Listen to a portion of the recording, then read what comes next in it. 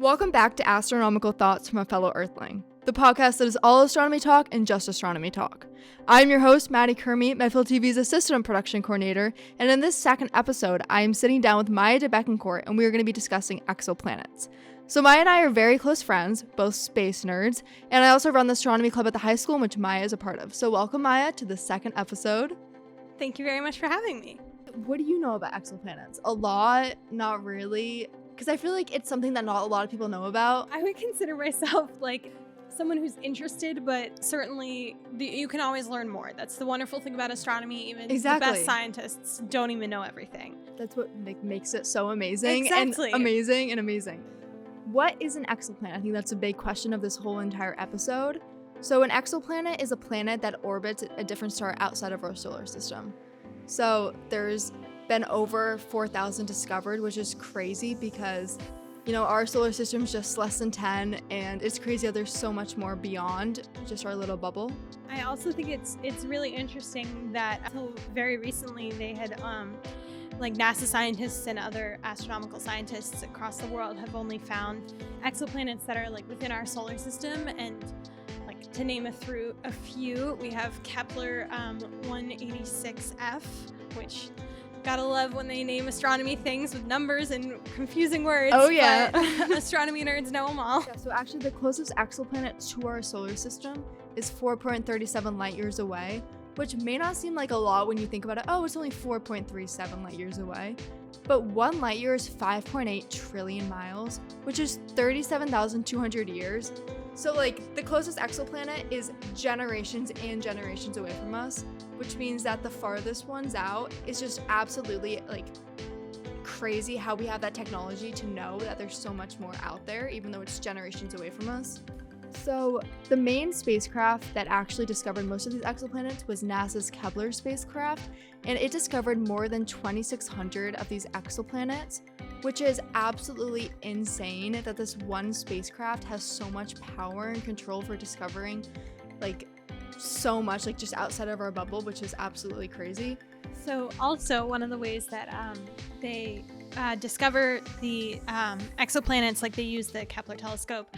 The Kepler telescope was in charge of monitoring things like radio velocity, which is when a planet causes a star to wobble in the view of the telescope. So generally scientists are looking at that wobble is classified into categories, which are then put into statistics that get all put into a spreadsheet that then they are combing through as they're spending time in the telescope room of whatever observatory they work for. And so they're mainly monitoring it for radio velocity, which is when there's like a 010 some form of code, a binary code for when the star looks like it wobbles in the view, and this is caused the specific radio velocity is a planet causing that wobble. So as a planet orbits the star, it pulls it in different directions due to the gravitational pull of its mass, which allows scientists working on the Kepler telescope to actually identify the exoplanet. What are your thoughts on like other forms of life existing? Because personally,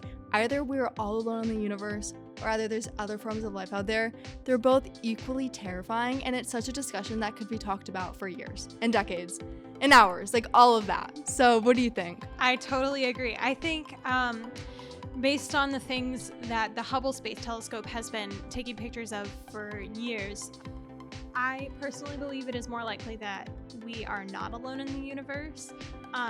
Whether that other life is microscopic or crazy aliens like you see in the movies, I guess that is for future scientists to find out.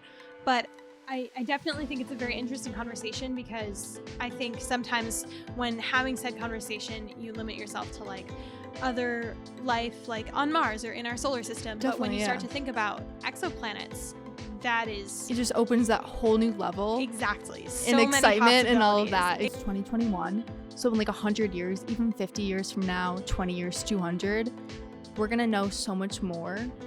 about, you know, other exoplanets, other, you know, potential life out there, and like possibly, you know, we might have humans on Mars in the next decades or so. And so I love, you know, one of the main things I love about space is that it's constantly expanding new information. Like we're constantly learning about things. It's not like you don't just have to memorize just like a Quizlet set of flashcards or all of that. It's constantly new information putting out there, which is amazing, and everyone should, you know, just take pride in it, as there's so much to be educated about. Yeah, and like along that same line, like the people who are going into the field of astronomy, while you may think like, well, we've already discovered everything, like the space age happened, people can go to space, but really that's not even the end of it. Exactly. That is such a small just fraction. The beginning. Yeah, exactly. And it's going to take generations and generations and generations and generations of people on this planet to figure out our questions, and they possibly may never know.